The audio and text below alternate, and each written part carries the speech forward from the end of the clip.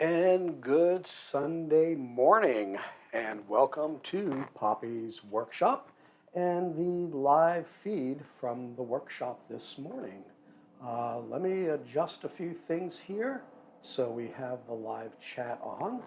Um, and let me type here. There we go. And it looks like we've got the live working. And yeah, let's wait a couple minutes, see who comes in, and figure out what is going on today. A lot going on in the workshop, and as you can see on the workbench, I have a lot of a lot of products. I'm still trying to clear out from COVID, doing a lot better. Once in a while, if I start laughing or something like that, I start coughing a little bit too much. So let me just go over some things that I've already gone over, some things that'll be covered in the videos this week. I actually have two videos set, which will go over in detail what's going on in the workbench, some 15, 20-minute videos, so you won't have to worry about going back to this or what have you. But anyway, let's take a look at a couple different things here. Now, one of the things I was doing at 5:30 this morning is I was setting up my router table so that I can profile some of the larger pieces a lot faster. So what I can do in a minute on both sides, figure 30 seconds, 45 seconds to do the side, except for this here, I can profile this out so that when I take it to my sander, these are already done. Because this is oak, it usually takes a while to do. Actually, let me get this so you can actually see it. This is the problem of flipping between screens here, is I have to figure out where to show things. So I have to make sure I show it over here. So anyway, you might be able to see the profiling a little bit. I'm going to look for a router bit that is really small that'll fit in there, but the one I have in there fits this real nice. I have a little bit of an issue there, so a couple areas to touch up. But this is the mascot, of course, and the mascot, I've got 4 of them that are done, and I think I have 2 more on deck, so let's take a quick look. Yeah, so this is what's on deck. Deck is the mascot, and as you can see, I do have the spoon there as well. And let me talk about that in a moment. That's just one of the spoons that I do. So in a video this week, you saw me actually shaping this spoon out of cherry. Had a couple issues with it. So I'm going to try it at a mahogany and, let's see, oak. And instead of trying to do a stack cut, I am going to just do single cuts on that. So that's what I have there. All right, so that's really what it's supposed to look like semi-finished. Now this one, because the cherry was so weak, if I squeezed here, it kind of compressed. So I did take some sawdust and CA glue to kind of tack it there to prevent that. So in the future, what I may do is just make that line a little bit thinner, or I'll stop my line there, keep the wood in the middle there just a little bit, and then put the line there. So there'll be just a very small connection at that point. So that's what I'm planning on doing there. Before I forget, let me show you this. This is actually, man, I keep doing the wrong one here. Wait a second here. Okay, let me get this up to the camera. This is my new logo. And I'm trying to get it where you can see. It looks a little bit out of focus when I get too close there. You can actually see it on my website, poppysworkshop.org. And it says here, from little acorns Actually, that's the wrong that's the wrong saying there. It's actually from little acorns, great oaks grow. So that is the actual saying. Somehow I transliterated it. But here's the funny thing. This part here is all AI generated. I decided to play around with AI with Gemini and see what it could do for me. And it came up with some pretty good ones. And it took me a number of tries to make it work, but I was able to make it work. So that's a good thing. All right, now let's get back to the spoons. I hear something here. Wait a second. Okay, so here you can see I cut out 3 blanks, and actually this one's at a 3/4 inch wood, and these are at a 1/2. And I have a couple favorite designs, so let me get that back in the view here so I can see. It's a little bit bright. Let me kill this light for a moment and see if this works. Here we go.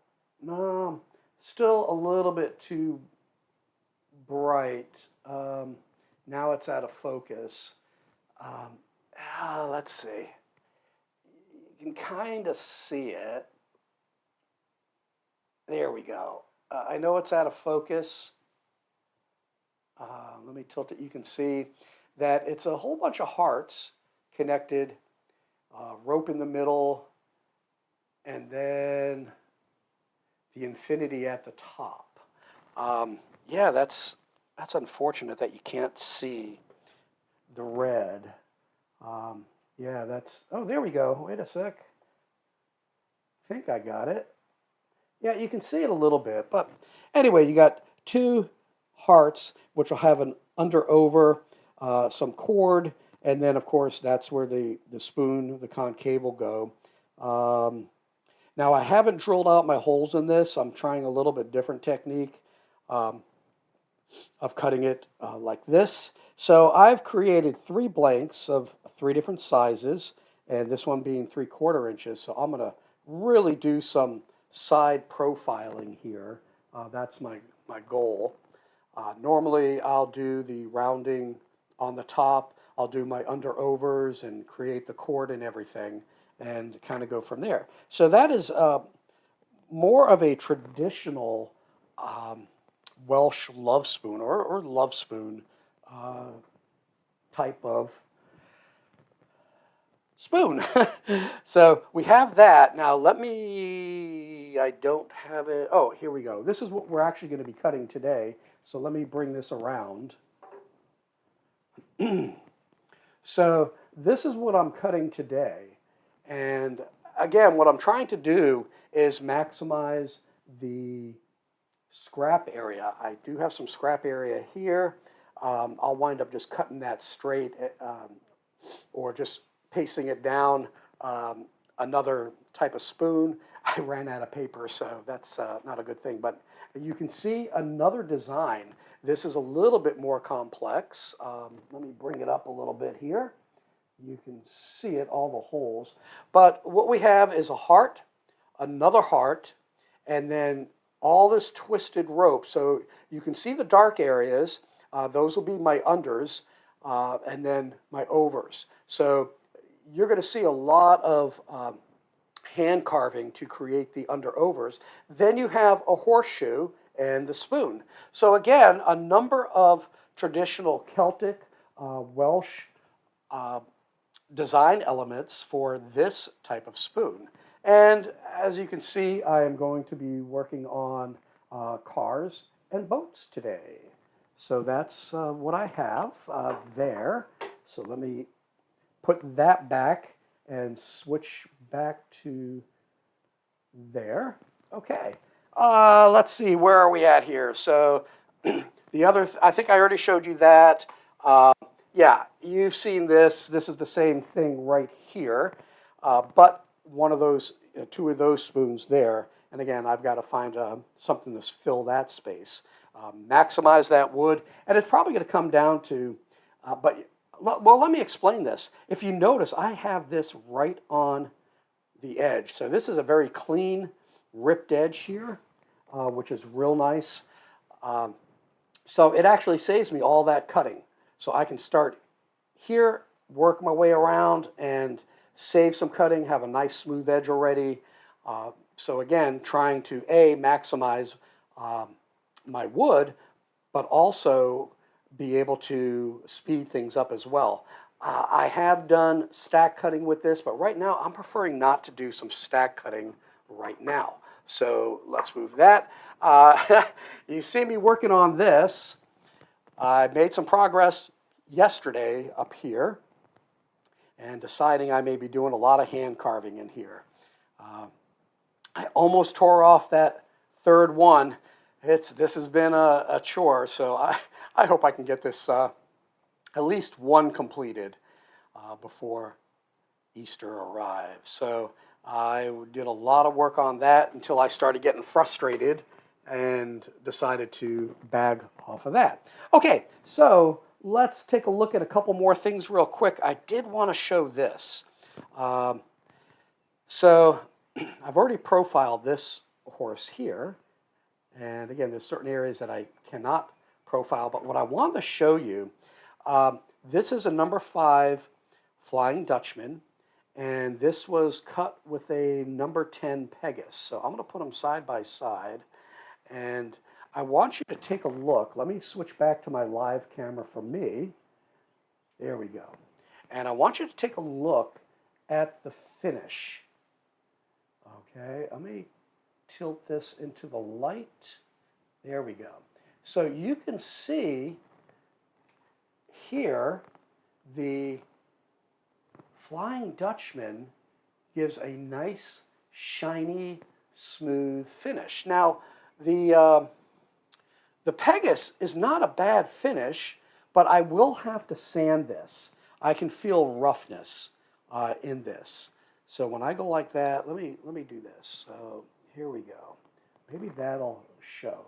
You can see a coloration difference in that. So here's the Flying Dutchman, and it is incredibly smooth and shiny. Yeah, now you can see the shine. But the issue is, you know, when you're cutting, the Flying Dutchman dulls pretty quickly in comparison to the Pegasus. All right? So, yeah, you know, what's funny is I move left, the screen moves right, so that's why I'm having trouble here. So you can see it's dull, but when you feel it, it's like, yeah, I've got to sand that. But it's really no big deal because I can just take that to the mop sander, and that should do the trick. So this was walnut, and I really like walnut. And you've probably saw me cutting these out last week. I do have some scrap that I had of some canary wood, and so just making a very simple decorative or, you know, mixing spoon or something like that. So that's just a quick thing there. Then the other thing that I'm working on, which I do have an entire video on, will be these little cars, my pocket racers. So the video is going to show the progression. This is at a progression here. Oh, yeah, this is at a progression. So, so I did this. You'll see in the video the progression of me starting to carve the head round and everything, and explaining how I'm doing this on the barrel and on my what is it, 1x21 inch and belt sander, and also has a 5-inch disc, which I don't use that much. But a concern that I had, right now, these are the smallest wheels that I have. These are 1 inch, and I think when it comes to scale, where I would have to mount it, I guess it looks okay. Yeah, I can't get that to stay. It looks, I don't know. I think I may go to 3/4 inch on that. Not quite sure on that. But what I decided to do is scale it up. I haven't glued these on yet. I just cut out 3 yesterday. So this is about 30% larger. And if I put the 1-inch wheels on, it's not too bad. I might go to 1 1/4 inch, not quite sure. But this gives me a little bit of leeway. And the idea of these little pocket racers is these are things that I'll just keep in my pocket. And, you know, if I'm out and about and I see some kids, I can give the children some things, some toys and things like that. So let's see. Oh, the other thing is wheels, wheels, wheels. Okay, let's get real here. And let me switch back to my live and see if I can get this in view without knocking everything over. So you can see a whole box of wheels and axles. This is a pretty big box. So there we go. I have tons of wheels. I think I've got enough to do over 150 cars. That was probably about, let me see if I can see the weight on the shipping sticker. Hold on for a second here. Where's that shipping sticker? It came FedEx. Of course, I would have opened the bottom. Son of a gun. Oh, no, I didn't. Okay. I'm not as dumb as I thought I was. Oh, well, it doesn't mean anything. Let's see. What is the weight on this? Man, FedEx doesn't put the weight on it? Oh, wait a sec. Yeah, 11.5 pounds. So I just received 11.5 pounds of wheels and axles. So there you go. That's a lot there. And yeah, I think that pretty much takes care of what's doing on the workbench right now. And we can switch over to the table. Let's go over to the scroll saw. So let me switch cameras here. And here we go. Yeah, there we go. Let's switch to that. We're going to leave that as is. You know, I don't remember when I started using this blade. Yesterday I was actually on What If I Could, John's show, and I was actually on it for 5 hours, which is why there's so much on the workbench in terms of cutting out. I started doing the Resurrection Cross, and at a certain point I just started getting frustrated after a couple hours working on it, and then switched over, cut out some of the middle-sized pocket racers.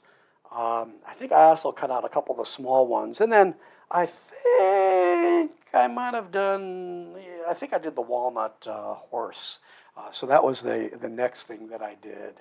So, hey, Archie, there you go. Let's see, always a good day when you when you get wood parts. Oh, yeah. Yeah, the FedEx guy came up yesterday, and I had my apron on and everything. It was a nice 60-plus degree weather, and man, when I saw that, I'm like, yay! What's interesting about those parts, I think I have it in, if you go into Community or my last couple weeks, it's not in this week's videos, but I have a list of where I get wood from, but also where I get the wheels and pegs.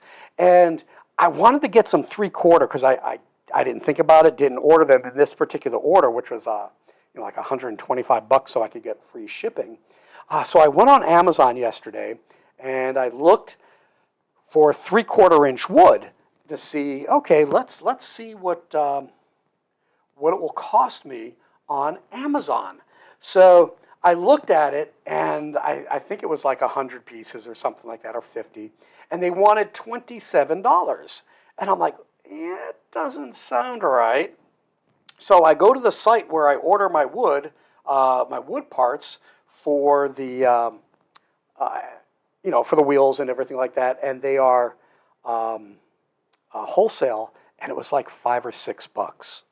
So, it's yeah, I'm gonna wait for my next order.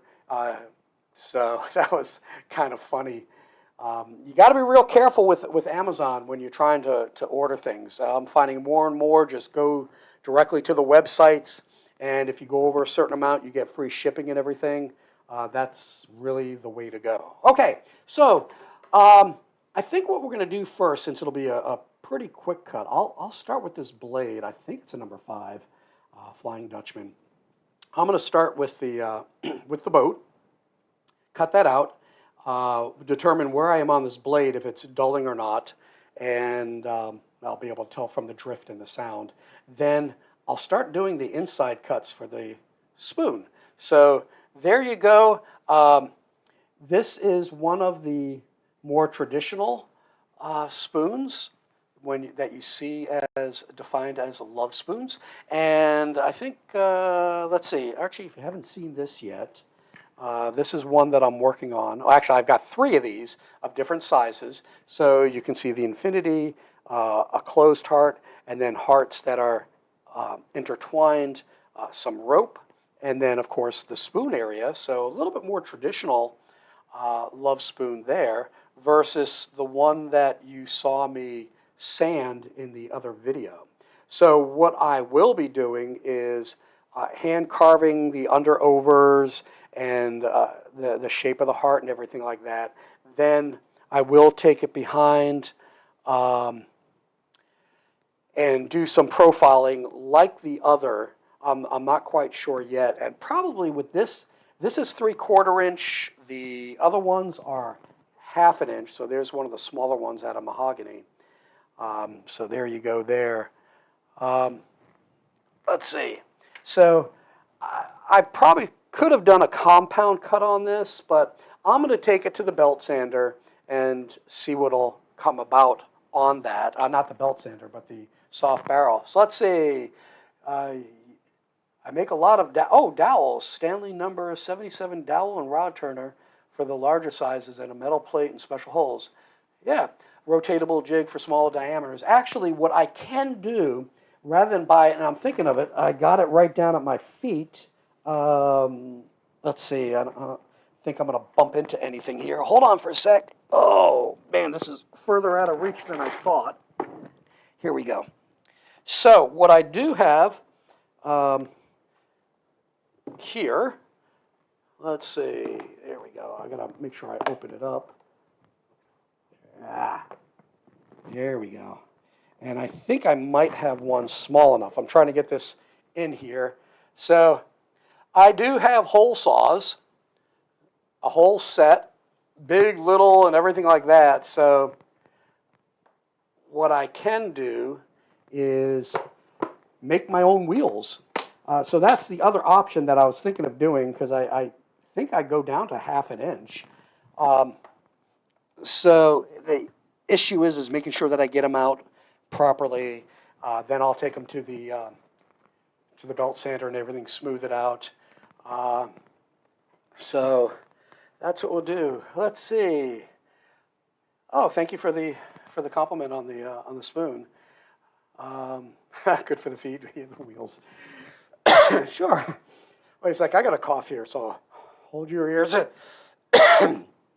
Don't make me laugh. Okay, so one of the things I did, I switched back over to my DeWalt for the dust handling system. So I did move it outside of the shop. I've got the shop door closed partially, and I've got a generator cover over it since it's raining outside. So let me fire that up. And hey, JJE, hello.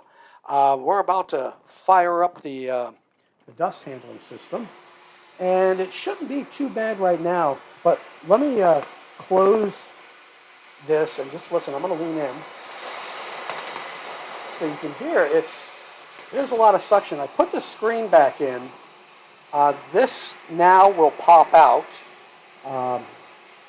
But it will stop pieces of wood from getting sucked up into it. So let me get this down, and let me start off a little bit slow here.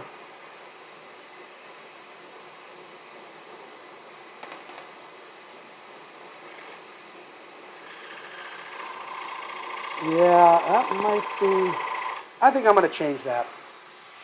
I'm going to change that. That just sounded a little bit too wonky for me. Like I said, I was cranking things out yesterday. So, had that turned in tight. Let me see. Yeah, that looks pretty worn. So what I'm going to do is switch over to a number 7 Flying Dutchman. So I think that'll work well. So I can talk right now. Yeah, and you know, going back to the wheels, that if I cut my own wheels, that's another great way of using up the quote-unquote scrap areas of the wood that I'm using.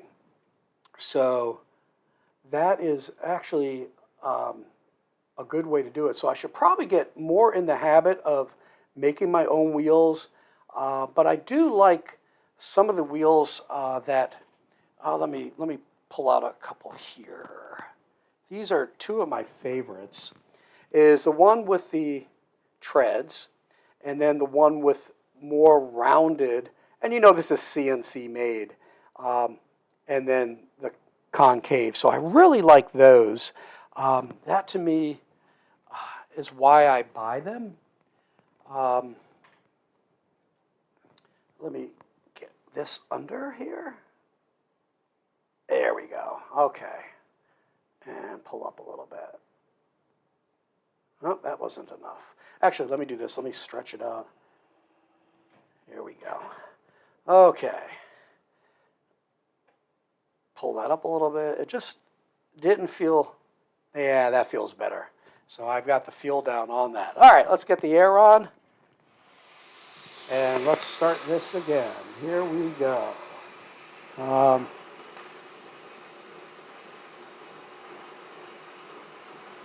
Yeah, I'll tell you, the Photoshop is great. And what you do is you do a color overlay. Yeah, that sounds a little bit better. Let me get the speed up. You do a color overlay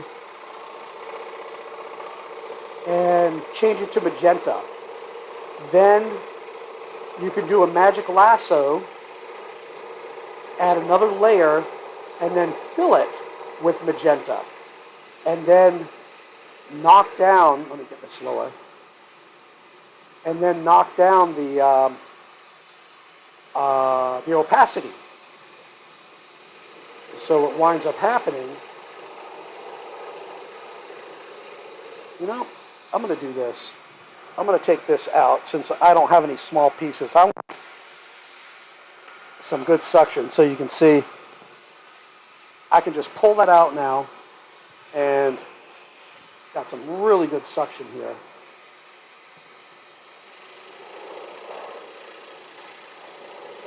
There we go. Let me get concentrating here.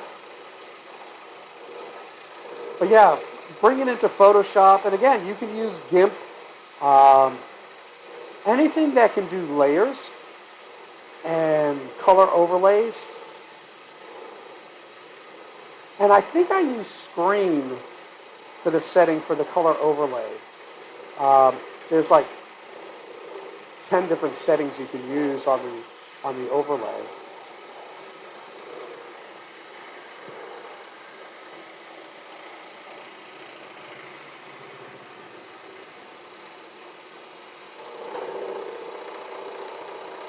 I'm going to speed it up a little bit more. But I'm trying to use less pressure so I do not deflect the blade, but it is bouncing. This is a pretty hard wood. 3/4 inch.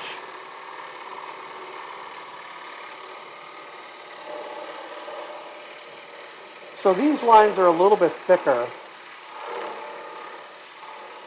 because this is the original and I just changed the overlay to magenta.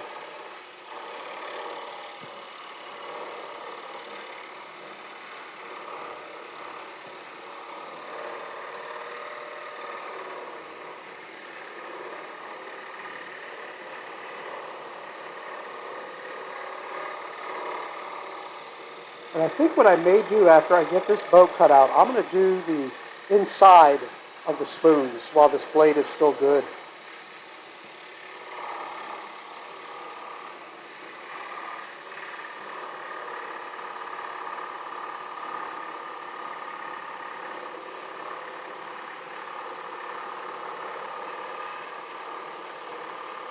It's cutting really well.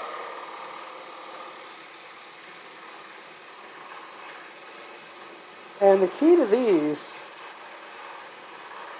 for the toys that I want to give away, of course, is to be able to produce them quickly. But I still have to be careful since I'm a one-man shop. I don't want to have too many that I'm going to be producing until I get some volunteers to help. I'm going to see if teach my daughter how to do a glue up of the wheels. I'm going to try and make a jig, have a friend 3D print it so that the wheels will always be the same, have the right space so that they roll properly. Right now I use a piece of cardboard with a cutout.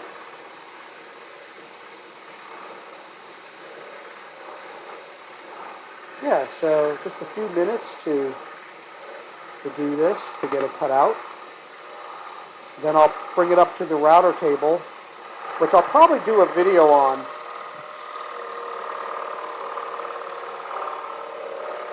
There we go.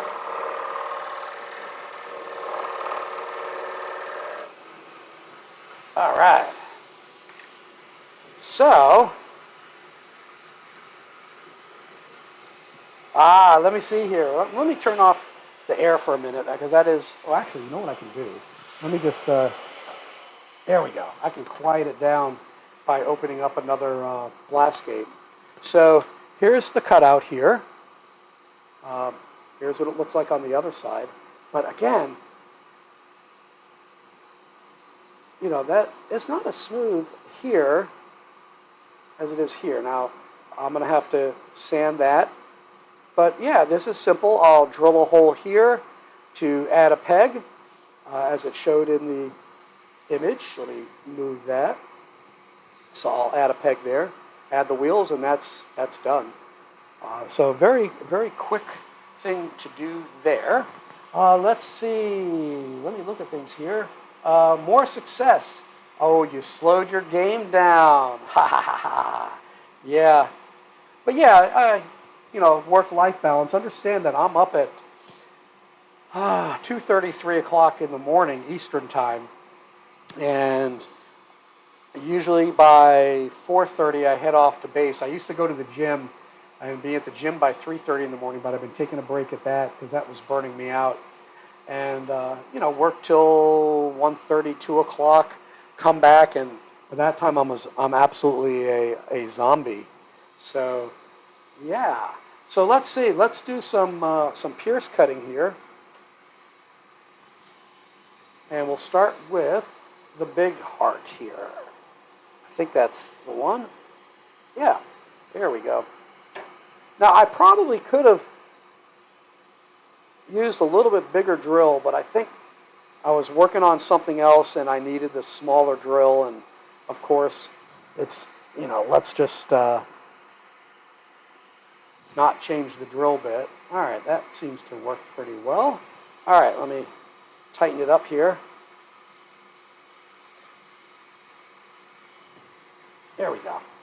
Okay, so I'm just making sure that this spins freely. I'm probably going to have to wax this table. And I don't use wax. I forgot what it is. Not porcelain. Something with the cars, but there's no oils in it. So, oh, did I put that back? Yes. So let me do it with that other blast gate open. See how the air current is, if it's still ample enough, so that's a lot more quiet.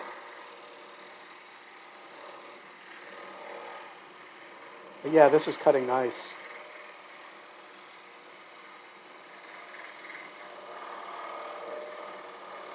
Very nice. So You can see some of the shading, and that tells me where I'm going to do my over-unders when I start to hand carve. So let me make a quick turn here.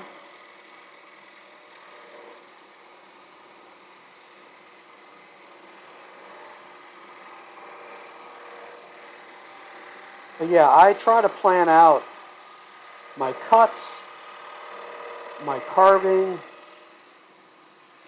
and all that. But anyway, you know, I do work full-time, and I have mentioned before that I am a civilian contractor in the Program Management Office of NATO Allied Command Transformation, ACT. A second. So, yeah, that's, you know, the priority. I got to put my energy there, of course. But this is my passion, and I want to build this up as well. Let's see, here we go. Okay. Off the line just a little bit. Slow down. Yeah, don't be afraid to go slow, that's for sure. And boom. All right.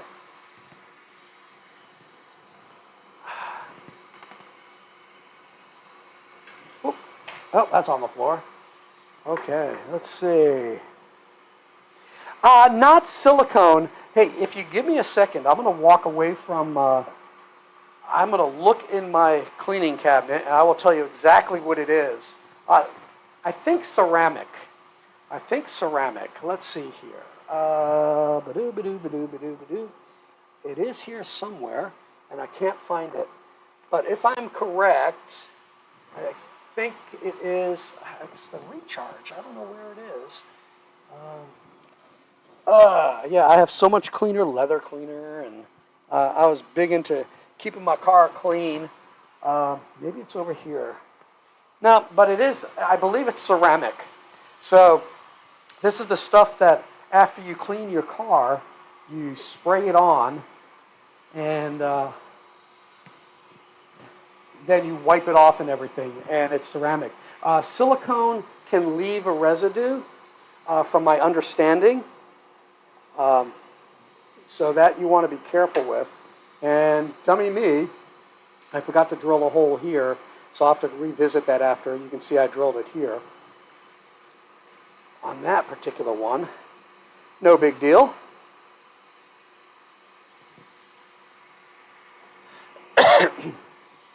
But yeah, I'm trying to remember. I think waxes, you want to make sure they don't have silicone in it.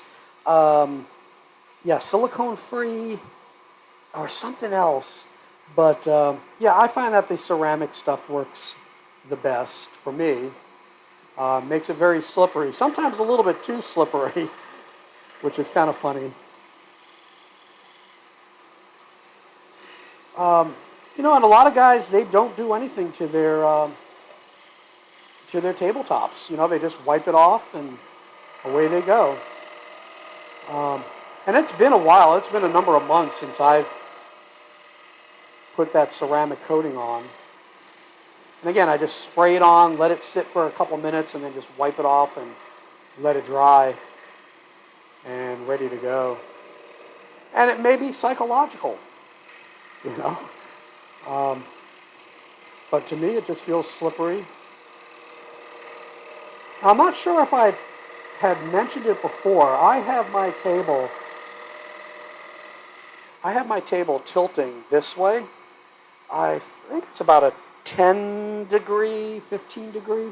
So the feet I have up all the way here, and then in the back down all the way. And then I've got it on a, looks like a 3-inch round block. Not 3-inch, I'm sorry, 3/4 inch.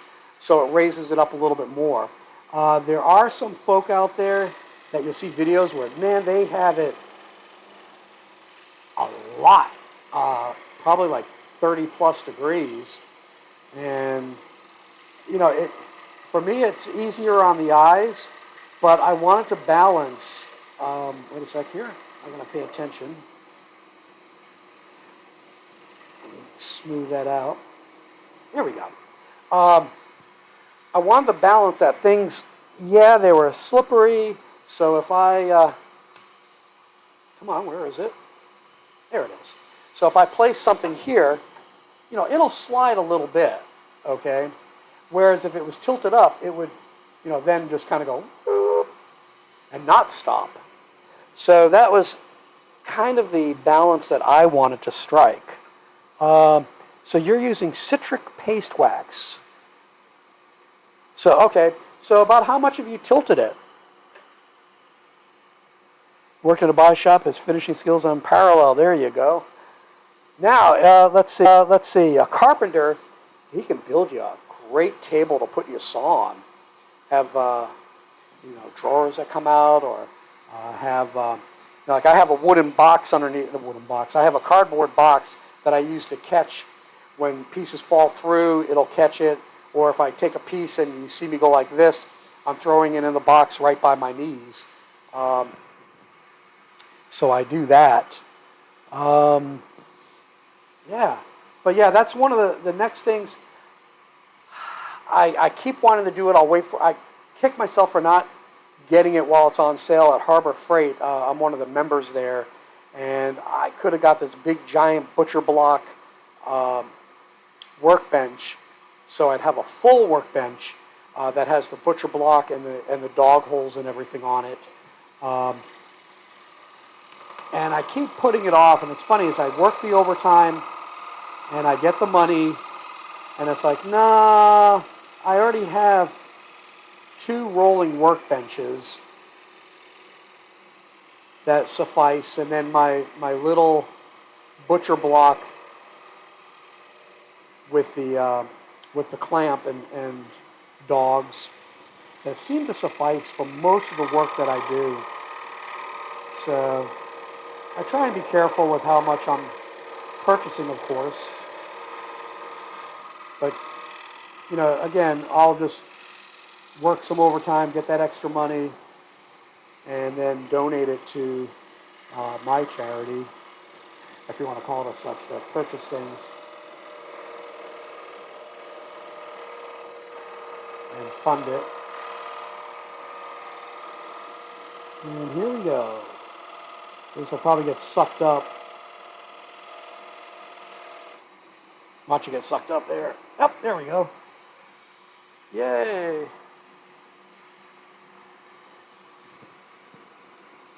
Yeah, what's handy is with my little butcher block, I can take it wherever I want. I can just take it right off the table and move it to wherever I want. I'll put it on the dining room table if I want to do some carving there. I can clamp it to a table if I want. I find that I don't need to for most of what I do. All right, so this will be a little bit trickier inside cut. But you can see here's the horseshoe and the design. And again, this is one of my favorites because of the 3 dimensions in the horseshoe here. All right, I'm going to do a nibble because I want this to be pretty sharp.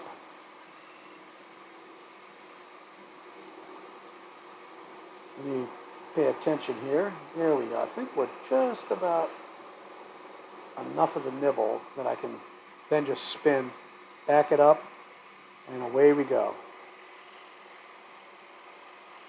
But you can see this particular design for carving has a lot more detail.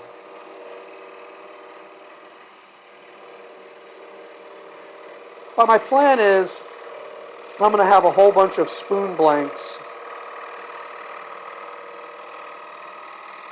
So when I feel like it and I want to do some carving, I have stuff already ready to do some carving.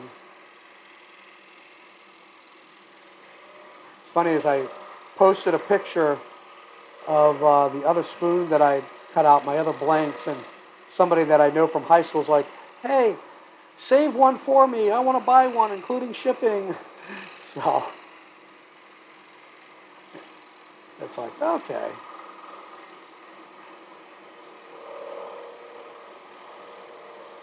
So yeah, there we go. Let me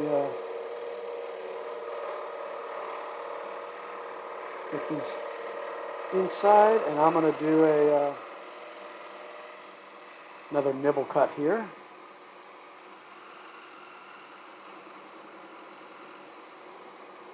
And I could keep going to make that turn. You know, let me do this. Let me move the puffer here. Yeah, that clears the line a little bit better for me. So let me do this. I'm going to put my finger here to keep that from popping up when I complete that cut. Very distracting. There we go.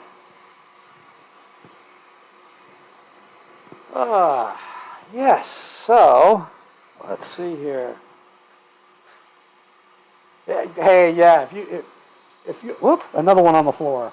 If you ever do find yourself in the States, by all means, please, you come over to Virginia Beach and I'll show you around. Let me do this one long one, even though I forgot the other side here. There's a lot out here.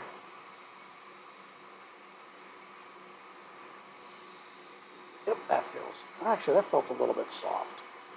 So again, a lot of what I do is by feel. Let's see how I want to cut this.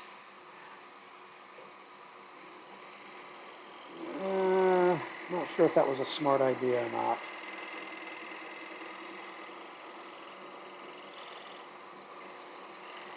No, you know what I'm going to do?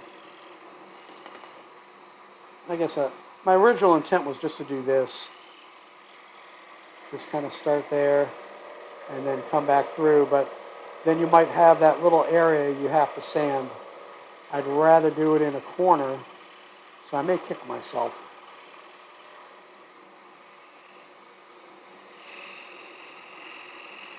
Do a little nibble. But you know, most of this is going to be carved anyway, so there are a little bit more forgiving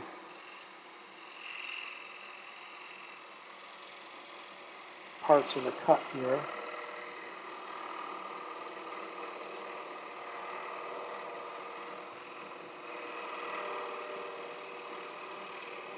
Yeah, there we go. But I have the garage door partially open. I think it was about 57 degrees when I started.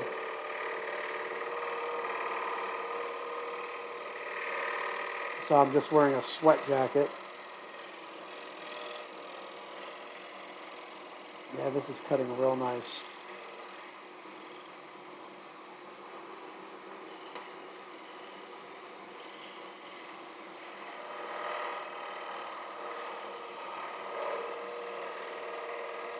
So one of the things that I try to do, yeah, so I got to clean this up. There's a lot to clean up here.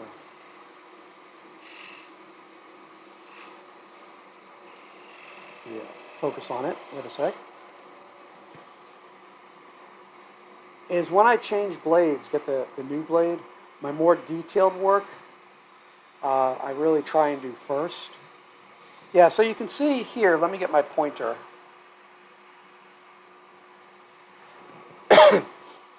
So I started here, so you can see I have this little nib here. Whereas if I had started in the corner and it's not as sharp as I had hoped, it would have been smarter for me to start there. So now I've got to correct that. So it takes a little, you know, not much time. So I'm just going to edge it off just a little bit. There we go.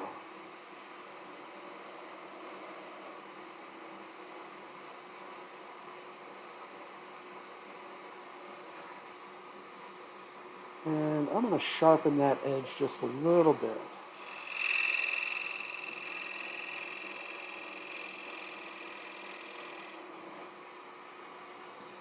That's better.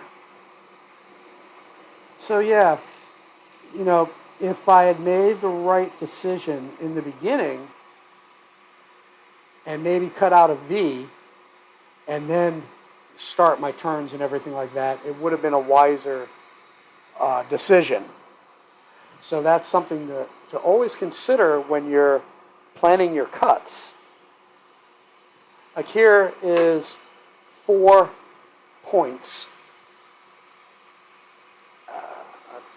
So I'm just kind of planning on how I want to do that. So what I can do is come in at an angle here, stop, come back, turn it,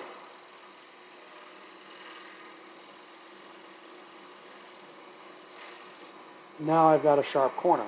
Now I might be able to back in here.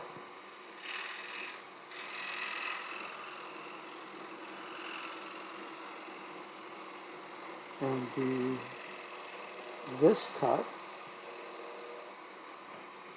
Then I'll go here.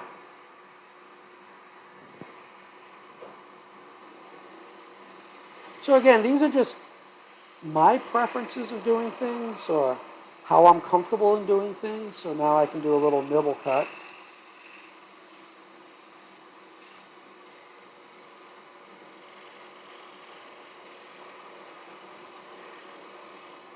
And I think I might have saw somebody do a nibble cut or something and adapted it to my style, my eyesight.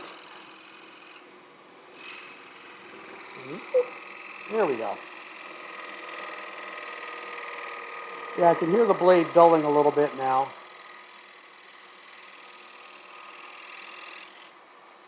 There we go. Yeah, so that little diamond is nice and sharp.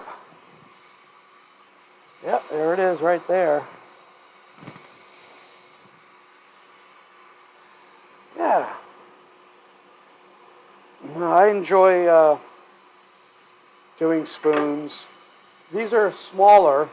I do some really big ones. I'll get a 4 by 12 hunk of wood, 3/4 inch thick, and put a couple spoons on it.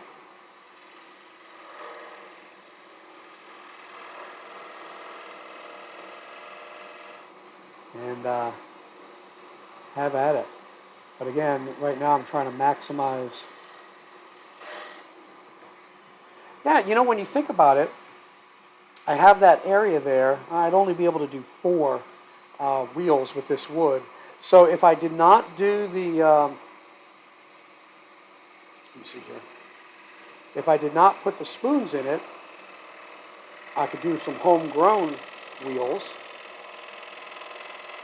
And that's what I'm going to try, a little bit more primitive wheel.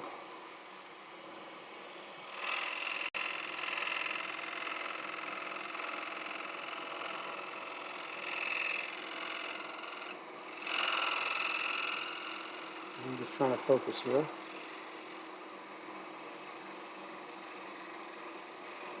There we go. Let's get that point. Yeah. Me likey.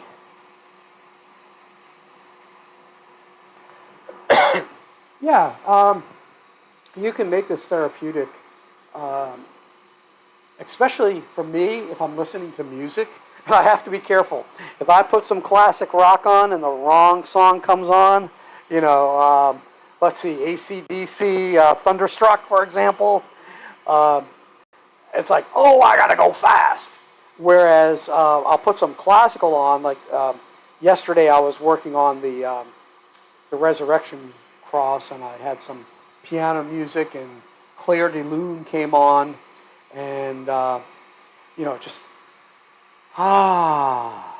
you know, I wear noise canceling earbuds, and then it's Bluetooth that connects to my my cell phone that has all my music choices on it. And what I really need to do is set up a playlist of all classical music. You know, when I was doing my Christmas pieces last year, actually I had one of those epiphanies, which was, oh, you played in a rock band. Yeah, I love rock. I'm a, you know, To me, let's put it this way. What I always say is, people, yeah, man, I love that classic rock station. It's like, hey, dude, let me tell you something. I listened to classic rock before it was classic. So, when they hear me say that, what? Yeah. I remember my brother-in-law, he's in his 40s now. He was, I think, 12 or 13 at the time. And he's like, Rick, you got to listen to this. You got to listen to this. And it was Run DMC doing Walk This Way. All right? And I'm listening to it, and I start laughing my head off. I said, dude, that's a remake of Aerosmith that I listened to when I was your age, 20 years before. He's like, no, man, that ain't it, man. I said, you want to make a bet? And I found it and showed him. And he's like, oh, well, man. I said, yeah. I listened to rock music, classic rock, before it was classic. Hell's Bells, yeah, that's a good one. That is a good one. So, but yeah, I was going to say, talk about an epiphany, or got it, what was it, more of a memory type thing. Okay, this is not going down even here in this hole. I don't know why. Don't like that. That's why I try and make these holes as large as possible, but sometimes you really can't, especially like these here. You have to do small holes. But anyway, I was working on my big multi-layered three-dimensional Christmas piece, and you can see the video on it, or at least the thumbnail. It has all the colored lights. Well, I was working on it, and I was listening to a YouTube Christmas station, and it was all piano music, and it was Dance of the Sugar Plum Fairy from, what was that one? The Nutcracker. Well, it brought back some wonderful memories of when my daughters used to dance ballet. They were dancing in not only a local studio, but one where I used to wake up at 2 o'clock in the morning, go to work, do all my work that I had to, leave, by 10 o'clock so I could go home, get some sleep, then late afternoon take the girls, drive the hour to classical Russian ballet.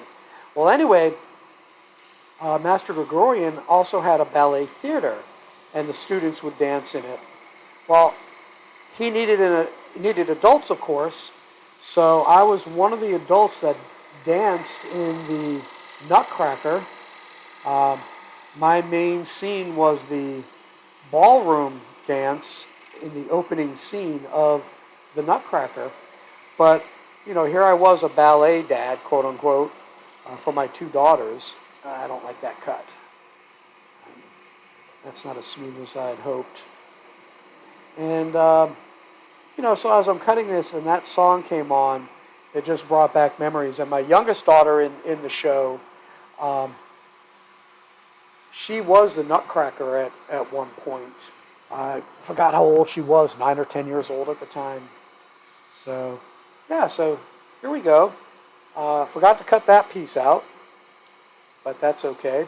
Let me do a couple inside. Let me get these windows cut out here, because this blade is starting to get a little bit dull. And what I'll do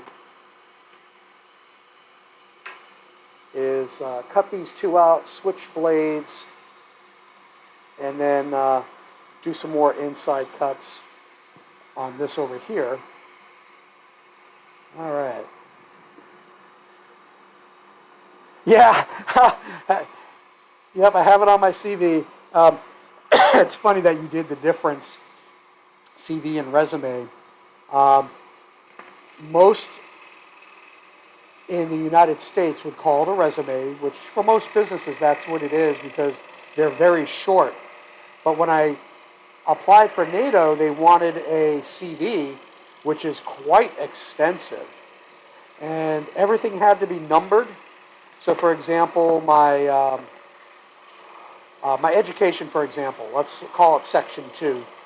So it'll be 2.0 education. 2.1 would be, 1984 bachelor's degree, computer science, and 2.2 would be bachelor's degree, blah, blah, blah. Then 2.3, master's degree. So that's how it was. Then you had to fill out a matrix. And that matrix would be, section 5, minimum bachelor's degree worth 3 points, blah, blah, blah. Then I would say, yes, section 2.1, 2.2, 2.3 exceeds minimum education worth 5 points or whatever, So you have to score points, which was actually a very interesting thing to do. So this is actually still cutting pretty well.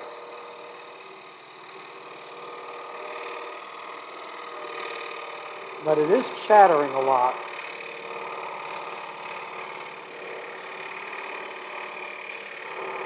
But if I apply to a regular business, it's like 2 pages max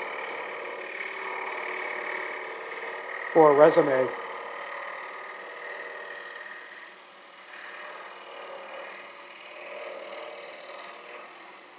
Yeah, got a little bit of a... Let me do this, see if I can get this out.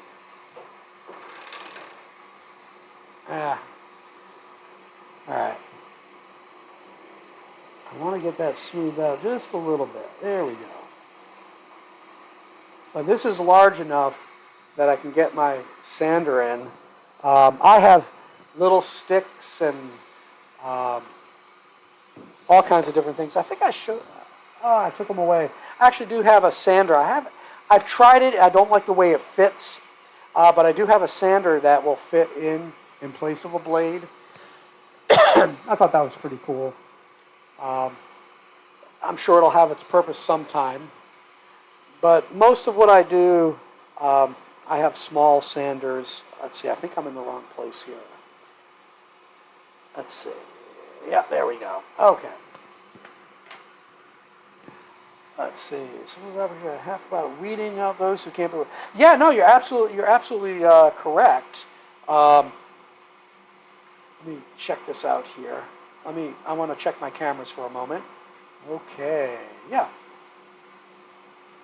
But yeah, a lot of the hoops that they put you through, not just in the resume, but for example, back in 2016, I think it was 2016. I was being recruited by SpaceX, of all people. And what I wound up going through, let me get my glass down. What I went through was, I think, 3 telephone interviews. The first one starting with the recruiter in HR. So I did 3 telephone interviews. Then they sent me a project that I had to do. And basically it was assembling this really funky model and then creating a... Oh, I knew something was going on. Yeah, there we go. Let's see if I can get this out. See if it's damaged. Well, surprise, surprise. I guess I just didn't tighten it up enough.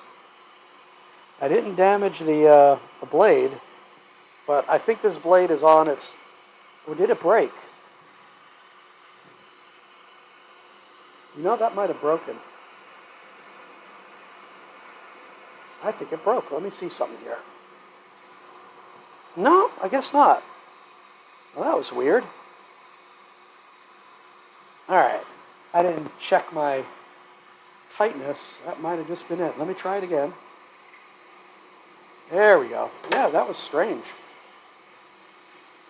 So I had to do this project and then create a short presentation. I think it was like 15, 20 minutes. And they would take a look at it. Yeah, this blade is just about done. Then they flew me out to California for interviews. And it was a a board-style interview, the first part after I did the tour, which had, I think, 6 or 7 people, managers.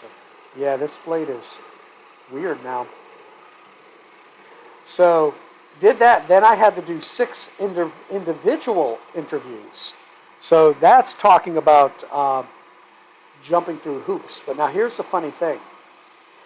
I had bought Elon Musk's biography, which you can see the first half was his unauthorized biography, and then the second half he kind of approved.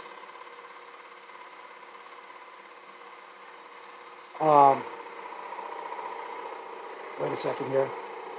So I read this, and it was like a 400-page book. And I read it while I was flying out to California, which with layovers and everything, oh heavens, it was like 3/4 of a day. Because I have to fly here to Atlanta, layover, then Atlanta to LAX. And I think the flight, you're talking 3,000 miles, was quite long. Well, anyway, I read most of the book, and then the next day, I finished the book about 15 minutes before I had to head out for the interview. And as I turned off my tablet, closed the cover, I said, I can't work for this man. No matter how amazing the stuff he did, the way that he treats his employees and everything, just sucks. And I could not work for someone like him. One of the stories in it, he had, I think it was an administrative assistant, and she wanted more money. Wait a sec here. That's better.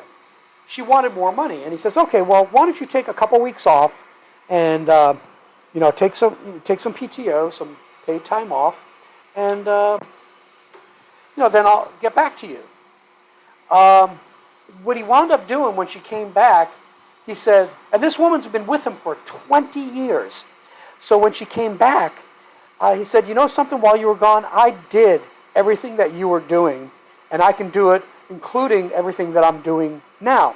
He says, "So I don't need you," and fired her, a loyal 20-year employee.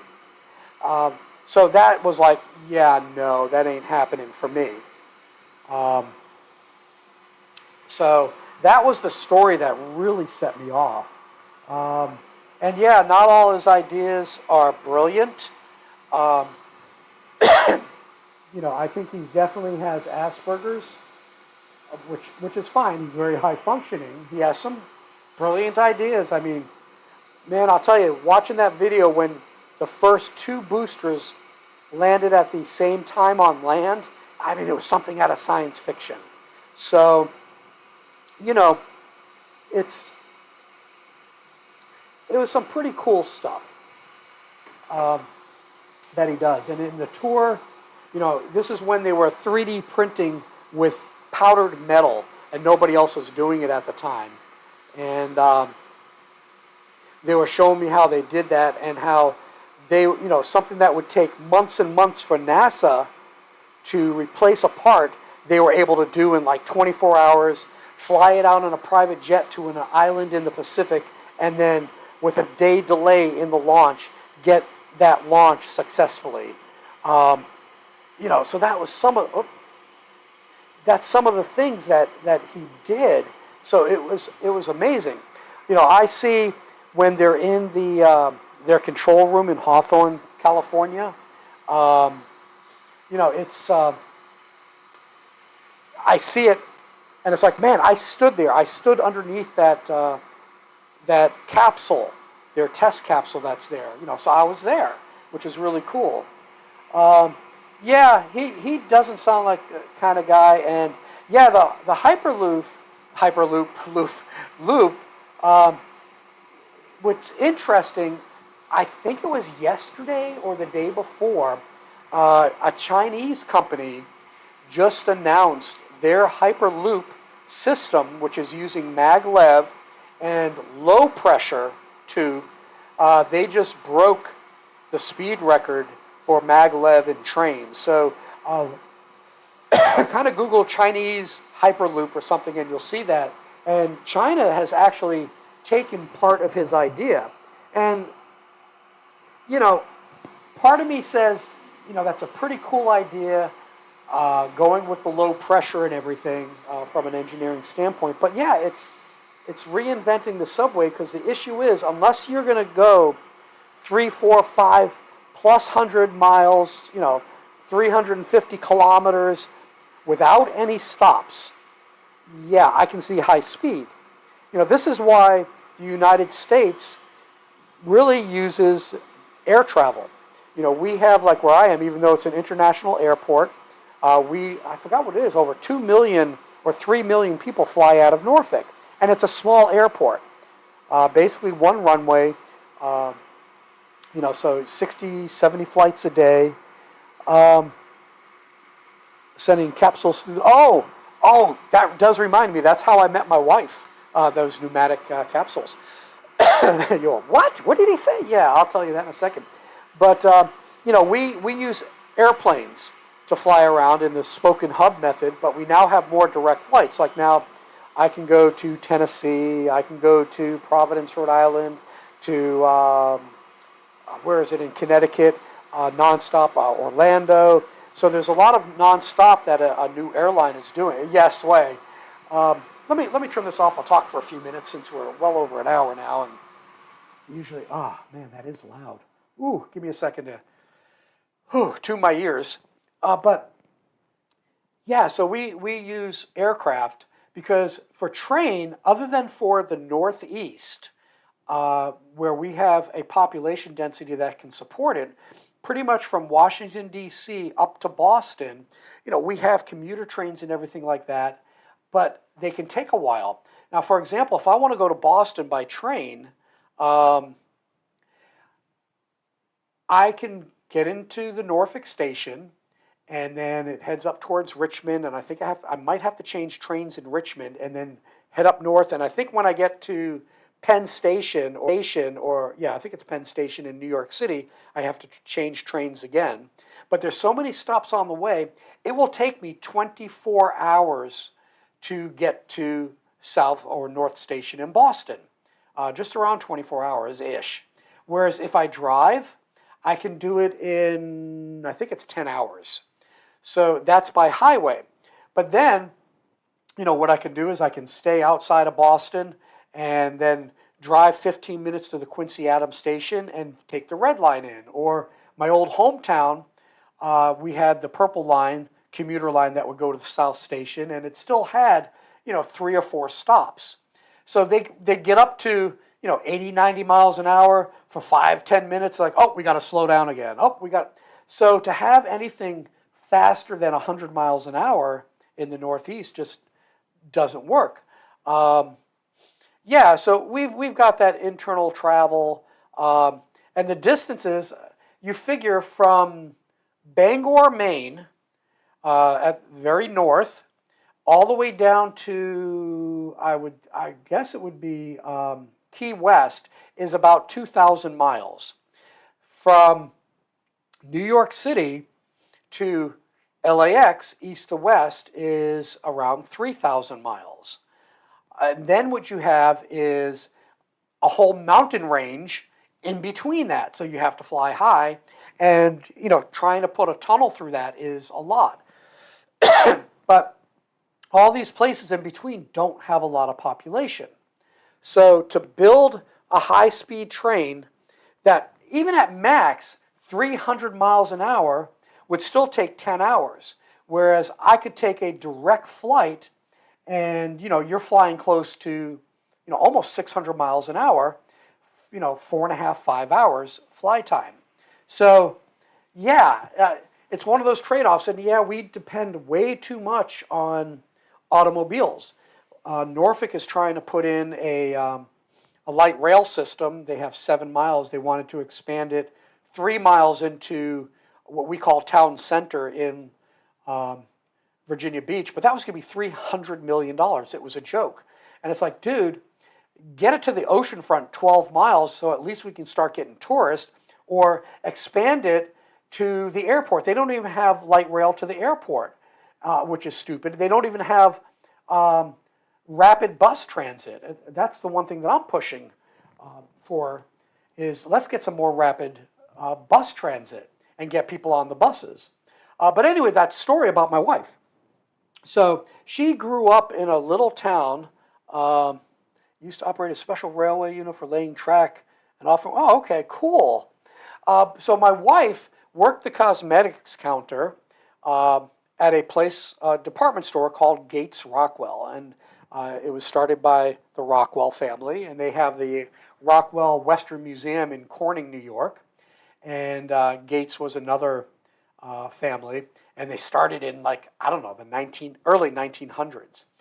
It was, I believe, a 4-story building on Market Street in Corning, New York, and they still use the old pneumatic tubes. So you would be on the first floor, and so I was there as a photographer doing portraits, and they set me up on the 4th floor near the business office. They had space to give me. So she's on the 1st floor, and they actually still had an elevator operator. Later on, she's the one that actually introduced me to now my wife after 37 years. And they had an elevator operator. So she had that big giant handle that, 1st, 2nd, 3rd floor. But anyway, back to the tube. So here at all the different quote-unquote cashier stations, they would manually fill out a receipt and say, okay, that'll be $50. Okay, here's $100. And they would then stuff it in a tube. It's got to be, let me think here. It was a little bit bigger than my tuna. It's got to be about 3 or 4 inches in diameter and probably 10, 12 inches. Emptying the tills. There were no tills. That's the funny thing. So at these cashiers, there were no, that's why I say quote unquote, is they just had these tubes. So they fill it out and say $50. Okay, here's $100. Put it in, and I think they might have rubber banded it or something. Put it in the tube, close it, and then open up the door, and then boom, kind of like this. Imagine having a door on this here. Let me get, wait a second, get my hands out of the way here. And let me go to my live for a second. Yeah, you can see. So imagine a door here, flip it open, and then something with a rubber gasket fits in it and goes whoop, and it goes all the way up to the 4th floor, to the business office. And then the business ladies, they would just drop out into the different things, and they say, oh yeah, this is from station number 5, cosmetics. And they say, oh, it's $50. Here's $100. They do all the cashiering. Okay, here's the $50 change. Close it, put it back in, and zoop, back down to the 1st floor. So yeah, each tube was a transaction. So yeah, I remember that was so freaking unique, and it was a shame when that went out of business and they ripped all that out and it became office space and everything like that. I think it became a Merrill Lynch office on a couple floors. But yeah, that's where I met my wife, and I got to not laugh. She was actually engaged to a dude at the time, and I was actually showing pictures by that time, and here's pictures of her and another guy, and a guy, and I'm like, who's this? Is this your brother, husband, boyfriend? What? She says, well, he's my fiance. So I grab her left hand, of course, and I say, I don't see no ring. Where's the ring? How long you been with him? And she said, well, we've been like 2 years engaged. I said, honey, if he ain't giving you a ring yet now, he ain't never gonna. So, yeah, there's a whole story behind that. And like I said, 37 years, well, actually we dated for 2 years, long distance because I lived outside of Boston, and she was, basically a 7-hour drive away. And it was actually, and this is before cell phones. So we were running up $2+ $100 phone bills, each of us. So it was actually cheaper for us to get married. So go figure. 37 years later, come this March, we got married in 1987. So yeah, it was a kind of a funny story. It's funny how things work. Now we have 2 beautiful daughters in their 30s, married. very successful. Got my grandson that's going to be turning 1 year old in 2 weeks. So that's if you look on my website, I actually put it up today in the gallery on the main page. Actually, you'll see it in my videos too. Is the Noah's Ark made out of 12 different species of wood with all the animals and everything. So you should be able to see that, one of the thumbnails and everything. Yeah, so that's one of the birthday gifts that I'm giving him. That's the heirloom thing that he'll be getting. And yeah, he's going to be scrolling in no time. There's no doubt about it. I'm already making a little tool chest out of wood for him. So, when he becomes 2.5, 3 years old, he can be sitting right on the floor next to me as I'm scrolling, and he can be hammering wood or whatever, with the fake stuff, building blocks, whatever. And that's my hope. Is I remember doing things with my grandfather, my poppy, and there's in the section that's more of the about, I have a dedication to him in remembrance of my poppy. And he was a carpenter, furniture maker, and upholsterer, like his father, who came from Italy, first generation Americans. And so I used to work with him, not only making things, hammering things, fixing things. Never learned to upholster, though, which is a shame. He was retired by then. But I did a lot of painting with him. Let's see, a farm set. That's something else that I want to make. I do have plans for a farm set that has the barn, the fences, you can set it up and everything, and all the barn animals. So I do have plans for that. And it'll take a while. And sometimes, just take your time on these things. Like my Noah's Ark that I built for him took me quite a while, because it's like, I'll cut out these 2 or 3 pieces today and then put it away for a week. Okay, I'll cut out all these pieces. Or, okay, I got the whole ark. But then it was like, I got to profile them. Yeah, I profile 2 or 3. But I wind up using, Saturday, and I'll probably do it today, is John's Live. That's where I get my work done. Like I was on his live for 5 hours yesterday, and just got to a point where it's like, let me get on the scroll saw, and I just kept cutting. It's like, man, I got to save some stuff for Sunday. But yeah, that's how I get a lot of work done. Or during the week, I'm real tired when I get home from work. You figure I've already been up 14 plus hours, decompressing from a busy day at work, and I'll come out and maybe cut one thing, and that's it. And I'm done. So it's the weekends where I'm most productive. A comfortable position, yeah. But here's the funny thing.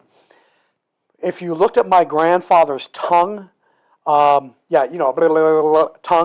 it was so scarred because what he would do is take a handful of tacks. Remember, this is the old-fashioned way. A handful of tacks and put them in his mouth and use his tongue. Hey, Herb Scrolling Station, howdy doody. He would put it in his mouth and then take his magnetic tacking hammer, pucker his lips, and basically go boom, boom, boom, boom, boom, boom, hammer, hammer, hammer.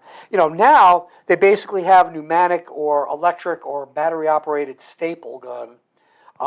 He used to do the full hardwood, tongue and groove, real upholstery with the tacks and tacking hammer. Not this stuff made out of cardboard, plywood, garbage. The black tacks still today. Yeah, well, the funny thing is, he was telling me a story where he went in for x-rays. He did something to his legs or something, and he rolled up his pants or pulled them up, and they're looking, and in the x-rays they see all these tacks in his leg, and they're like, what the heck? Well, what happened was, back then in the 40s and 50s, they wore cuffs on their pants. Where today cuffs are so out of style. You better wear non-pleated, non-cuffed, straight leg pants. Well, he had tacks that fell into the cuffs. So when he rolled it all up, of course, the X-ray caught it, and they panicked at first. So those are some of the stories from my from my grandfather. But yeah, that's where I get the moniker from, Poppy. A lot to live up to for him, and of course my Nana Banana. There's a whole love story behind them as well. So here was a Lithuanian Russian. It was the Russian Empire at the time. In the late early 1900s, and she was a Lithuanian Jew, a Russian Jew that fled the pogroms to the United States with basically nothing, but found out later on that they had sewn all these old diamonds into their clothing when they fled the country. And that part of the family, they were tailors. My great-grandfather on that side was a tailor, and in New York City eventually. I think he started in Boston in the early 1900s. And he made women's corsets and things like that, and that's how he made his way. But anyway, with the diamonds, my mom, when I got engaged, she pulls out this box of all these loose diamonds, and that's how I created my my wife's engagement ring. Paid a lot of money for the not Teflon. What is it? White gold, yellow gold, and I forgot what the mounting was. Oh yeah, it is still happening today. My Italian side of my family, late early 1900s, they were really dirt poor farmers on Sicily, Palermo, fled to come to the United States with nothing. Then you go back further into the 1600s. The Anabaptist part of my family fled, I think it was Sweden, went to the Palatine area of Germany, and then William Penn sent out the invitation to people to pre-colonial United States, and I'll tell you about that ring in a second, pre-colonial United States to Pennsylvania, and one of my ancestors was actually a bookkeeper for William Penn. But about that special ring, yeah, she loved it. It was my design. It was 3 cords on each side that intertwined, that had 6 diamonds on each side in between those cords, and then a big diamond. But it was a yellow diamond, not the crystal clear white. So we never thought much of it. It's like, oh, this is beautiful, really nice, the diamond's okay. Well, we were on, I think it was Nassau. Oh yeah, the 17th century. There's on Facebook. They're called Mortise and Tendon or Tendor, and these guys are doing woodworking the old-fashioned way. They have a magazine and everything. Mortise and Tendon, I think. You might want to check them out. But anyway, we are on a cruise, and we were again in some Bahama island, I think it was Nassau, and we decided to go into a jewelry store. And we're like, let's get this ring appraised, and maybe let's trade it in, and we'll get you a ring that you really like. One, we'll get it with a nice crystal clear diamond, blah blah blah. Maybe we'll get a few thousand for this. So the guy's looking at this ring, and he said, this is an old Russian mine cut from the 1800s. Where did you get this from? And I explained the story of my family and everything. And and I told him the story of how my mother, got it from her grandmother, who got it from her mother, and, family fleeing. And understand that after they fled, that whole area pretty much got wiped out, because you figure come World War II, it was the Nazis who came through, then the Soviets. I forgot which came first and basically killed everybody. They were killing Russians. But the pogroms, and everything. But anyway, so the guy comes back with an appraisal. It was like $35,000. He said, I will give you $35,000 towards any ring, any new jewelry in this store. My wife and I look at each other and we're like, oh my gosh, you've got to be kidding me. And we're like, okay, well, we're going to go outside and talk about it. I mean, this is fantastic. So my comment to her was, if this dude is willing to offer us $35,000 in-house credit, that means this ring is worth a heck of a lot more than that. And he was like gawking on this Russian mine cut thing. So we ran away real quick. The funny thing is, other than for special events, she won't wear it anymore. She has this costume jewelry engagement ring that she wears in place.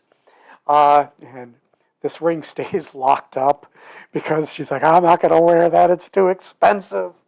So it's kind of funny how that all worked out. It was funny. But yeah, that's the story. And I did a lot of stuff looking up my family history. I did a year of solid research and found some really interesting things. And I've laid off of it for a while. A lot of dead ends. Oh yeah, I'm going to get another appraisal, and this is part of the insured. And we do have to get it reappraised for it because I'm sure it's gone up since then. But yeah, that's amazing. But yeah, I'll get back on the genealogy, because what I want to do next is I want to get into Italy, onto the island on Palermo, and directly do research from there, because I've reached the dead ends. Same thing. Tried to find where my grandfather was buried. He had actually abandoned my grandfather and his, my great-grandmother and his 6 siblings in the United States in 1907, and went back to Budapest, where he died in 1913, I believe, or 14. And I found where his grave is, but this particular cemetery has over 100,000 graves, and they're all overgrown. They're trying to restore it. And a Hungarian officer that I work with, he sent his brother there, not last December, the December before. He couldn't find the grave, so I've got to go there, go to do the research in Budapest for the family. I found that some of my ancestors actually survived the concentration camp. So a lot of things on that. But yeah, I think that kind of covers everything. Ran the gamut today. I'll have these finished today. I'll have them all cut out, and let me switch back over to the workbench. Yeah, it'll join this pile here of all these things. Yep, this is the boat we just put on. We'll put that there. So yeah, got a lot going on now that my wheels came in. My goal this week is to profile all this. Some of them I'm going to have to profile by hand. I'm not going to be able to profile them on my table router, which I call my Franken router. I built that out of a motor from Temu, a table I think I got from Amazon, and the plates I think I got from Temu as well. So yeah, that's just kind of a whole Franken thing. I did point this out in the beginning. That is my new logo. I do have to fix the saying on it. But I used AI to generate that picture and made a few adjustments to it. Did the wording and everything. Actually, I changed the font to what I already have with the script. So yeah, working on that. So just a whole bunch of things going on. When John comes on today, a little bit later on, I think I'm going to go on that so you can see my ugly mug or me working. And we'll go from there. Let's see. Let me look at this. Peter Follansby. Yeah, I'm not familiar with that name. But what's interesting in Pennsylvania and that Maryland, that borders, let me get so you can see me here. The Mennonites take care of a lot of the death records, the records of cemeteries and everything. So they go back to the 1600s. So the records of marriages and births and land and everything like that. Man, the land that my family used to own, it's like, I mean, we're talking thousands upon thousands of acres that my ancestors owned. It's like, oh, please, if I could have only had 5 acres of it. Ugh. So that's it. But anyway, hey, I'm going to be shutting down too. Archie, I greatly appreciate you being on. Really, really appreciate your support and watching my videos and everything like that. And I'll probably shoot you an email later on this week, and know that that is on my list of things to do, of course. And really, that's it. And hey, I will catch you next week. I do have 2 videos coming out. I think it's Monday and I think it's maybe Tuesday and Thursday. I forgot which. I have to take a look at what it is. But I do have 2 videos coming out that explain a lot of this stuff I've already done in the live. But you'll see that. I'm probably going to come up with a video of me profiling that, which will probably be for next week or something. We'll see. But that's it. So anyway, hey, may the Lord richly bless you. Make it a great day right here in Poppy's Workshop. Take care, y'all.